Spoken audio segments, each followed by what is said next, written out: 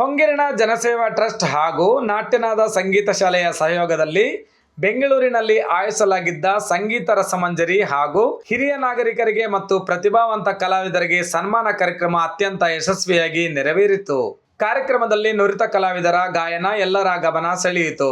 ಇನ್ನು ಈ ಕಾರ್ಯಕ್ರಮಕ್ಕೆ ಮುಖ್ಯ ಅತಿಥಿಗಳಾಗಿ ಆಗಮಿಸಿರುವಂತಹ ನಿವೃತ್ತ ಪ್ರಾಂಶುಪಾಲರಾದ doctor KP Narayanappa, Devanahalli block Congress ಅಧ್ಯಕ್ಷರಾದ ರವಿಸಿದ್ದಣ್ಣ, ಅಹಿಂದ ಸಂಘಟನೆ ನೀರಾವರಿ ಹೋರಾಟಗಾರ ಸಿದ್ದಪ್ಪ ತೇಜಿ, ಕರ್ನಾಟಕ ಪ್ರದೇಶ ಹಿಂದುಳಿದ ವರ್ಗಗಳ ಮಹಾ ಒಕ್ಕೂಟದ ಅಧ್ಯಕ್ಷರಾದ ಶ್ರೀನಿವಾಸ ಬಾಬು ಹಾಗೂ ಟ್ರಸ್ಟ್ನ ಸಂಸ್ಥಾಪಕ ಮತ್ತು ಅಧ್ಯಕ್ಷರೂ ಆದ ಲಕ್ಷ್ಮೀ ಸಾಗರ್ ಮತ್ತು ಇತರೆ ಗಣ್ಯರು ಉಪಸ್ಥಿತರಿದ್ದರು. ಕಾರ್ಯಕ್ರಮ ಕುರಿತು ಮಾತನಾಡಿದ ಲಕ್ಷ್ಮೀ ಸಾಗರ್, ನಮ್ಮ ಸೇವೆ ಸಮಾಜದ ಶೋಷಿತರ ಮತ್ತು ಅಶಕ್ತರನ್ನು ಸಶಕ್ತರನ್ನಾಗಿಸಲು, ಅದರಲ್ಲೂ ಗ್ರಾಮೀಣ ಭಾಗದಲ್ಲಿ ಶಿಕ್ಷಣ ಮತ್ತು ಆರೋಗ್ಯವನ್ನು ಪ್ರೋತ್ಸಾಹಿಸುವುದು ಆಗಿದೆ. ನಂತರದ ದಿನಗಳಲ್ಲಿ ಕೈಗೊಳ್ಳುವ ಮೆಡಿಕಲ್ ಕ್ಯಾಂಪ್, ಪುಸ್ತಕ ವಿತರಣೆ ಮತ್ತು ಸಸಿ ನೆಡುವ ಕಾರ್ಯಕ್ರಮದ ಬಗ್ಗೆ ತಿಳಿಸಿದರು.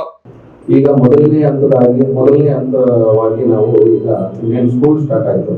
ಗೌರ್ಮೆಂಟ್ ಸರ್ಕಾರಿ ಪ್ರಾಥಮಿಕ ಮತ್ತು ಹಿರಿಯ ಪ್ರಾಥಮಿಕ ಶಾಲೆಗಳ ಮಕ್ಕಳಿಗೆ ಎಸ್ಪೆಷಲಿ ಗ್ರಾಮಾಂತರ ಪ್ರದೇಶಗಳಲ್ಲಿ ತುಂಬಾ ಕಷ್ಟ ಇರುತ್ತೆ. ಅವ್ರಿಗೋಸ್ಕರ ನಮ್ಮ ಒಂದು ಚಿಕ್ಕ ಸೇವೆ ಸ್ಟಾರ್ಟ್ ಮಾಡಬೇಕು ಅಂತ ನಮ್ಮ ಉದ್ದೇಶ ಇಟ್ಕೊಂಡು ಈಗ ಮೊದಲನೇ ಹಂತವಾಗಿ ಒಂದು 4,000 ಬುಕ್ಸ್ ಮತ್ತೆ 1,000 ಬ್ಯಾಗ್ ಅವ್ರಿಗೆ ವಿತರಣೆ ಮಾಡಬೇಕು ಅಂತ ನೆಕ್ಸ್ಟ್ ವೀಕ್ ಇಂದ ಕಾರ್ಯಕ್ರಮ ಹಮ್ಮಿಕೊಂಡಿದ್ದೀವಿ. ಮತ್ತೆ ಇನ್ನೊಂದು ಏನಪ್ಪಾ ಅಂತಂದ್ರೆ, ಮತ್ತೆ ಗ್ರಾಮೀಣ ಪ್ರದೇಶಗಳಲ್ಲಿ ಈ ಆರೋಗ್ಯ ಸಮಸ್ಯೆ, ತುಂಬಾ ಆರೋಗ್ಯ ಸಮಸ್ಯೆ. ಈಗ ಇನ್ನೇನು ಮಳೆಗಾಲ ಸ್ಟಾರ್ಟ್ ಆಯಿತು. ಸೊ ಈಗ MS ರಾಮಯ್ಯ ಹಾಸ್ಪಿಟಲ್ ಅವರ ಒಂದು ಸಹಯೋಗದೊಂದಿಗೆ ಈಗ ಒಂದು ದೊಡ್ಡ ಮಟ್ಟದಲ್ಲಿ ನೆಕ್ಸ್ಟ್ ಮಂತ್ 21ನೇ ತಾರೀಕು ಆಲ್ರೆಡಿ ಫಿಕ್ಸ್ ಆಗಿದೆ. ಅದನ್ನ ನಮ್ಮ ಸ್ನೇಹಿತರು ಎಲ್ಲ ಮೆಚ್ಚಿಬಿಟ್ಟು ಈ ಒಂದು NGO ಫುಲ್ ಮೆಡಿಸಿನ್ ಸ್ಪಾನ್ಸರ್ ಮಾಡ್ತಾ ಇದ್ದಾರೆ. ನಾನು ಮೆಡಿಸಿನ್ಗೂ ನಾನೆಲ್ಲ ಆರ್ಗನೈಸ್ ಮಾಡಿದ್ದೆ. ಇದೇ ಡಿಸ್ಕಷನ್ ಮಾಡುವಾಗ ಅವರು ಇಲ್ಲ, ನೀವು ಈ ತರ ಒಳ್ಳೆ ಕಾರ್ಯಕ್ರಮ ಮಾಡ್ತಾ ಇದ್ದೀರಾ, ನಾವು NGO ಕಡೆಯಿಂದ ನಾವು ಹೆಲ್ಪ್ ಮಾಡ್ತೀವಿ ಅಂತ ಹೇಳ್ಬಿಟ್ಟು ಅವರೇ ಮುಂದೆ ಬಂದು ಅದರ ಎಲ್ಲ ಸಂಪೂರ್ಣ ಮೆಡಿಸಿನ್ ನಮ್ಮ ನರಸಿಂಹಣ್ಣ ಇವತ್ತೇನು ಈ ಕಾರ್ಯಕ್ರಮ ಮಾಡೋದಕ್ಕೆ ಪ್ರೇರಣೆ ನಮ್ಮ ನರಸಿಂಹಣ್ಣ ಅವರು ನಮ್ಮ ಎಗ್ಲು ಕೊಟ್ಟು ಅವರು ಪ್ರತಿಯೊಂದು ನನ್ನ ಒಂದು ಕಾರ್ಯದಲ್ಲಿ ಬೆನ್ನೆಲುಬಾಗಿ ನಿಂತಿದ್ದಾರೆ. ಅವ್ರಿಗೂ ನಾನು ಧನ್ಯವಾದ ಹೇಳಕ್ಕೆ ಇಷ್ಟಪಡ್ತೀನಿ. ನಂತರ ನಿವೃತ್ತ ಪ್ರಾಂಶುಪಾಲರಾದ ಡಾಕ್ಟರ್ ಕೆಪಿ ನಾರಾಯಣಪ್ಪ ಮಾತನಾಡಿ, ಸಾಗರ್ ಅವರ ಹೊಂಗೇರಣ ಜನಸೇವಾ ಟ್ರಸ್ಟ್ಗೆ ಸದಾ ಬೆಂಬಲ ಮತ್ತು ಮಾರ್ಗದರ್ಶಕನಾಗಿ ಇರುತ್ತೇನೆ ಎಂದು ತಿಳಿಸಿದರು. ಆರೋಗ್ಯ ಉಚಿತ ತಪಾಸಣಾ ಕಾರ್ಯಕ್ರಮ, ವಿದ್ಯಾರ್ಥಿಗಳಿಗೆ ಲೇಖನ ಸಾಮಗ್ರಿ, ಬ್ಯಾಗ್ ಇತ್ಯಾದಿನ ಕೊಡತಕ್ಕಂಥ ಕಾರ್ಯಕ್ರಮವನ್ನು ಮಾಡಲು ಕೊಡ್ತಿದ್ದಾರೆ. ಅವ್ರು ಹೀಗೆ ಯಾಕಂದ್ರೆ ಹಣ ಇರ್ತಕ್ಕಂಥವರೆಲ್ಲ ಕೂಡ ಕೊಡಬೇಕಂತ ಮನಸ್ಸಿರೋದಿಲ್ಲ, ಆದರೆ ಕೊಟ್ಟಿದ್ದು ತನಗೆ ಬಚ್ಚಿಟ್ಟಿದ್ದು ಪರರಿಗೆ ಅನ್ನುವಂಥ ಮಾತನ್ನ ಧ್ಯೇಯವಾಕ್ಯವಾಗಿ ಮಾಡ್ಕೊಂಡಂಥವ್ರು ಲಕ್ಷ್ಮೀ ಸಾಗರ್ ಅವರು ಹೊರಟಿದ್ದಾರೆ. ಅವರ ಸೇವಾ ಕಾರ್ಯಗಳು ಮುಂದುವರಿಲಿ, ಅವ್ರಿಗೆ ಒಳ್ಳೆಯದಾಗಲಿ ಅಂತಕ್ಕಂಥ. ನಂತರ ಮಾತನಾಡಿದ ರವಿಸಿದ್ದಣ್ಣ, ಲಕ್ಷ್ಮೀ ಸಾಗರ್ ಮಾಡಲು ಹೊರಟಿರುವ ಸಮಾಜ ಸೇವಾ ಕಾರ್ಯಕ್ರಮಗಳಿಗೆ ನನ್ನ ಬೆಂಬಲ ಯಾವತ್ತೂ ಇರುತ್ತದೆ ಎಂದು ವೇದಿಕೆಯಲ್ಲಿ 5,000 ರು ದೇಣಿಗೆ ಹಣ ಘೋಷಿಸಿದರು. ಜನಸೇವಾ ಟ್ರಸ್ಟ್ ಅದರ ಹೆಸರಲ್ಲಿ ಅವರು ಸಮಾಜಮುಖಿ ಕೆಲಸ ಮಾಡ್ತಾ ಇದ್ದಾರೆ. ಇನ್ನೂ ಅವರು ಮುಂದಾಲೋಚನೆಗಳು ಇಟ್ಕೊಂಡಿದ್ದಾರೆ.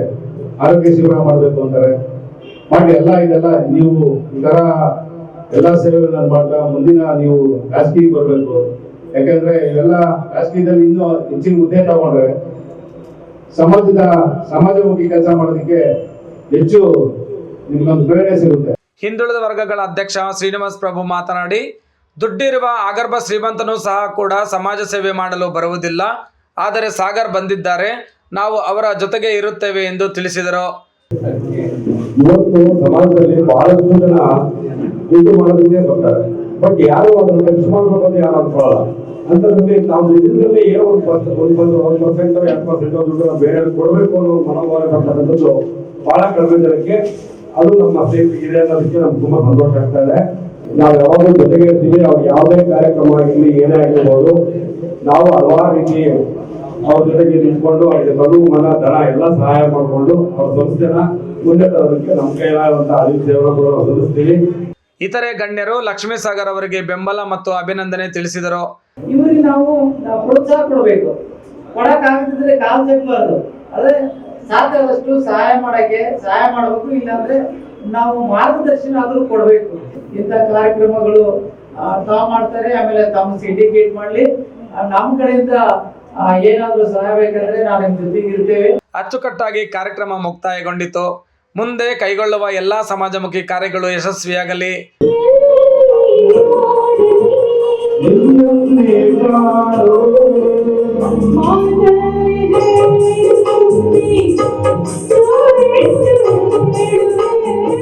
ವರದಿ ನ್ಯೂಸ್ ಡೆಸ್ಕ್, ಸ್ವಾರಸ್ಯ ನ್ಯೂಸ್, ಬೆಂಗಳೂರು. ಸ್ವಾರಸ್ಯ ನ್ಯೂಸ್, ಇದು ಜನರ ಪ್ರತಿಧ್ವನಿ.